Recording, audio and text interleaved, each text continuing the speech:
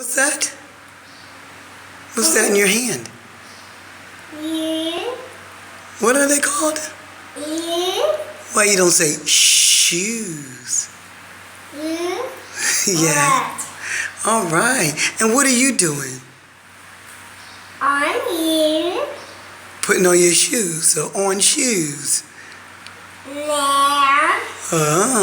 Well, this is Bilqees, and many people have had the opportunity to read her story. About a year ago, she swallowed a lithium battery. They also call them button batteries. And it was lodged in her throat, in her esophagus, and for about almost 2 days. And mashallah, the battery itself burnt a hole in her esophagus into her trachea, causing a esophageal tracheal fistula. And that's like basically like a hole or a communication between the esophagus and the trachea.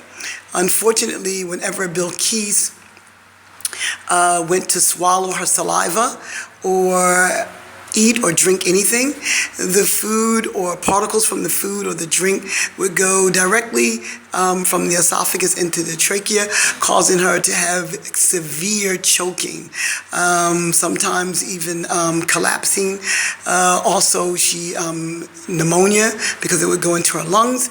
So immediately they had to, after removing the battery, a week later is when we realized that she had the hole there, they had to remove the battery. Can you stand up for mommy? They had to remove the battery. They had to place a tube feeding. And so she had a tube feeding for about 7 or 8 months. This all happened when she was 15 months old. She's now 2.5 years old. And Bilqees has basically regained all of her functioning abilities since this tragedy. Alhamdulillah wa tabarakallah. It was all by the guidance and permission of Allah. There she is walking, and she's moving about.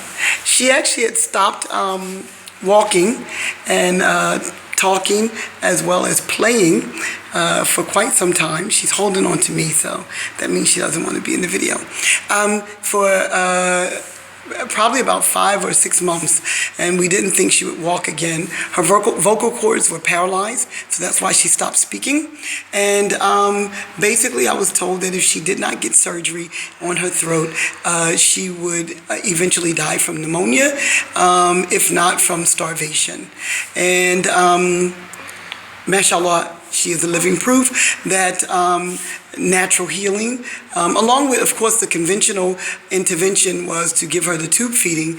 But once we got the tube feeding, all the doctors refused to assist anymore in her care because they believed that she needed to go back to the U.S. and that they didn't want her to die in their facility. So I began to treat Bilqees naturally with as many natural remedies and herbs. I put her on a restricted alkaline diet to cut down any mucus, because the mucus was also preventing the tissue from repairing. I believe that tissue repaired itself by the permission of Allah, and seeking his guidance and help, he guided me to the different foods and herbs and so forth to use. One of the main things in her recovery plan was aloe vera. So I have several aloe vera plants here, and I would cut them open, put the aloe vera inside of a juice and give it to her, inside of her food. Also, I know having her in an alkaline environment, also, as well as turmeric. Turmeric was a big part of it. Alhamdulillah, as I said, she's playing, she's eating. Mom, you want to say anything else? Do you want to say Assalamu alaikum to Sumaya? Bye-bye? You want to say bye-bye?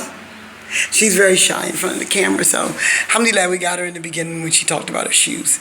Okay, well, that's just an update because many people have been asking me about about Bilqees. So that's the update. You can read her story in our website under testimonials, and it's called My Little Button. My Little Button, as I said, because she swallowed the button battery, and she is my little button, mashallah. And that is at www.ihope10strides.weebly.com. Are you singing? No? Okay.